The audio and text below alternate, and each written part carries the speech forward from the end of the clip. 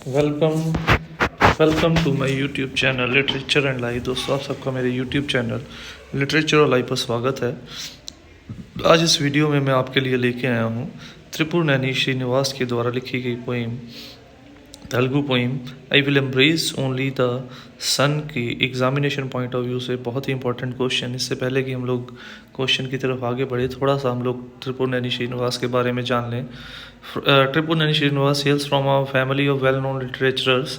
तो वो एक ऐसे परिवार से संबंध रखते हैं जिसके ज़्यादातर मेंबर साहित्यकार हैं। During his tenure in various editorial capacities at leading Telugu papers and magazine, Srinivas spared no effort in bringing out new voices in Telugu literature.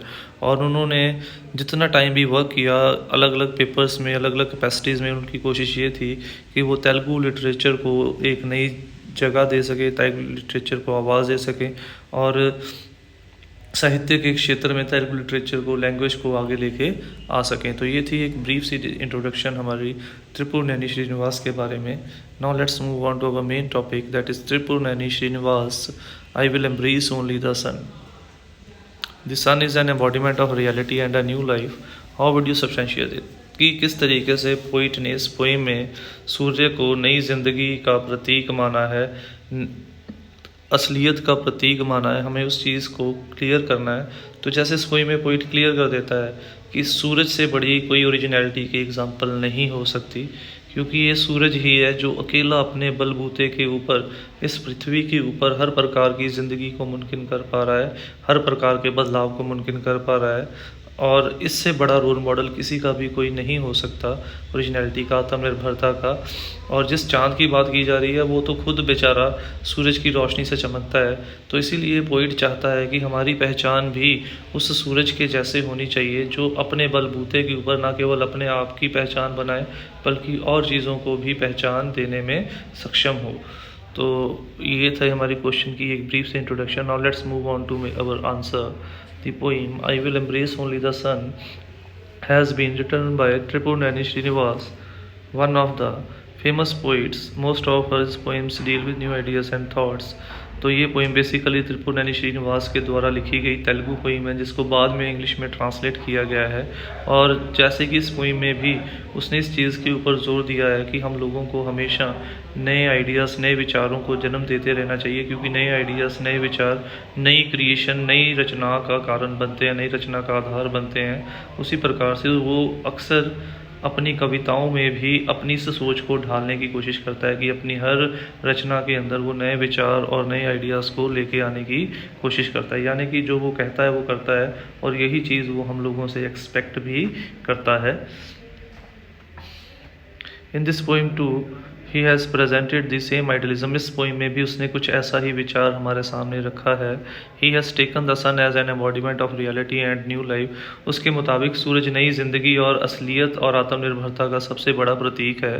He thinks that the sun is supreme example originality in the world. सूर्य से बड़ा और कोई originality का प्रतीक नहीं हो सकता। जैसे मैंने आपको पहले अभी बताया कि ये सूरज ही है जिसके कारण हमारी पृथ्वी के ऊपर हर प्रकार की प्रजाति का जीवन संभव हो सका है। और सूरज ना केवल खुद चमकता है, खुद देता है, बल्कि वो दूसरों को भी ज़िंदगी प्रदान कर रहा है। और इससे बड़ा आत्मनिर्भरता का और अलग पहचान होने का प्रतीक और क्या हो सकता है। मुझे नहीं लगता कुदरत में सूरज से बड़ा पॉजिटिविटी और ऑप्टिमिस्टिक अप्रोच किसी और कुदरत की चीज़ में हमें देखने को मिल सकती है। इसीलिए पोइट कहता है, always look down upon the mirror that makes man a mayor reflection. इसीलिए पोइट कहता है कि वो अपनी पहचान सूर्य के जैसे बनाना चाहता है, जिसकी की अलग खुद की पहचान हो। और वो ऐसे हर शीशे को तोड़ देना चाहता है जो उसे किसी की परछाई बना के रख दे। यानी कि वो अपनी एक अलग पहचान बनाना चाहता है। वो नहीं चाहता वो किसी की कार्बन कॉपी बन के रह जाए, वो किसी की कॉपी कैट या इमिटेशन बन के रह जाए। It is the sun that causes day and night. वो कहता है कि ये सूरज ही है जो इस पृथ्वी के ऊपर दिन और रात को संभव करते हैं। It is the sun that causes seasons to change. ये सूर्य ही है जिसके कारण मौसमों में बदलाव आता है। Without sun neither day and night nor the change of season is possible. सूर्य के बिना वो कहता ना तो दिन और रात मुमकिन है, ना ही मौसमों का बदलाव मुमकिन है। यानी कि ये सूरज की ओरिजिनलिटी की, इंडिविजुअलिटी की सबसे बड़ी पहचान है कि वो इतना कुछ संभव कर पा रहा है। Moreover it is the sun that makes the fruits flowers and other vegetation to grow. और जिस वेजिटेशन के आधार के ऊपर हम लोग जीते हैं, उस वेजिटेबल को भी ग्रो अप करने में हम और इनडायरेक्टली हमारे ग्रो अप करने में सूरज की रोशनी ही सबसे बड़ी रोल प्ले करती है। क्योंकि हमें पता है कि प्लांट के अंदर या ट्रीज़ के अंदर, वेजिटेशन के अंदर जितनी प्रोसेसेस होती हैं वो सनलाइट की प्रेजेंस के अंदर ही होती हैं। It is the warmth of the sun that makes life of every form possible on this earth. तो ये कहना गलत नहीं होगा, इस पृथ्वी के ऊपर अगर किसी भी प्रकार की ज़िंदगी पाई जाती है तो वो सूरज की गर्माइश के कारण ही है कि इस पृथ्वी के ऊपर हम लोग ज़िंदगी को महसूस कर पाते हैं। Further he compares the sun with the beauty and calmness of the moon. फिर सूरज एक तुलनात्मक अध्ययन करता है सूर्य और चांद का, और वो क्या किस निष्कर्ष पर निकलता है, देखिए पहुंचता है। I can not love the moon with all its brilliance even if consumed by flames, I will embrace only the sun. तो पोइट कहता है कि वो कभी भी, पोइट क्या कहता है इन पंक्तियों में, the poet tells that with moon with all its brilliance and calmness can not make life possible on this earth. चांद अपनी खूबसूरती और शीतलता से कभी भी इस ज़िंदगी के ऊपर, इस पृथ्वी के ऊपर ज़िंदगी मुमकिन नहीं कर सकता।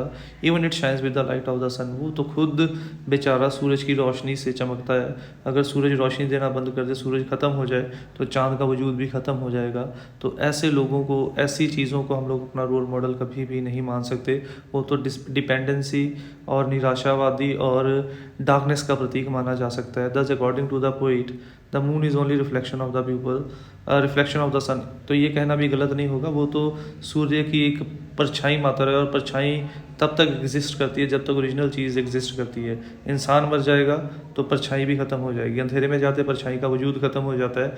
तो फिर ऐसी पहचान को हम लोग क्या करेंगे जो हमें भीड़ से अलग नहीं कर पाती। और यही कारण है पोइट का ये मानना है कि हम लोग सूरज की को पूजा करते हैं क्योंकि वो आत्मनिर्भरता का प्रतीक है, ओरिजिनलिटी का प्रतीक है। चांद की पूजा हम लोग नहीं करते हैं। In the end, to conclude, we can say that the sun is an embodiment of reality. तो ये कहना गलत नहीं होगा कि वाकई में सूरज असलियत, नई ज़िंदगी और नए विचारों का एक प्रतीक है। That is why poet wants to embrace the sun even if he may lose in this life, in his life in this process. इसीलिए पोइट ये चाहता है कि वो सूरज को एम्ब्रेस करे, चाहे इस प्रोसेस में वो अपनी ज़िंदगी को ही क्यों ना खो दे। यानी कि इन अदर वर्ड्स ये कहना गलत नहीं होगा कि पोइट अपनी ज़िंदगी में डिफरेंट या डिस्टिंक्ट चीज़ों को अपना रोल मॉडल बनाना चाहता है। वो नहीं चाहता कि वो आम लोगों जैसे आम काम करके एक आम हिस्सा बन के रह जाए। वो अपनी इंडिविजुअलिटी, अपनी पहचान को अलग बनाना चाहता है। इसीलिए पोइट डिफ़िकल्ट, जैसे रोड नॉट टेकन में एक मैसेज दिया गया था कि डिफ़िकल्टीज़ मेक्स अस ग्रेट, तो यहाँ पे भी पोइट वही चीज़ हम लोगों के सामने हाईलाइट कर रहा है कि अगर हम लोग अपनी इंडिविजुअलिटी, अपनी अलग पहचान बनाना चाहते हैं तो उसके लिए हम लोगों को कठिन रास्तों को चुनना पड़ेगा। कठिन, सूर्य जैसी ओरिजिनल या सेल्फ डिपेंडेंट चीज़ों को अपना रोल मॉडल मानना पड़ेगा।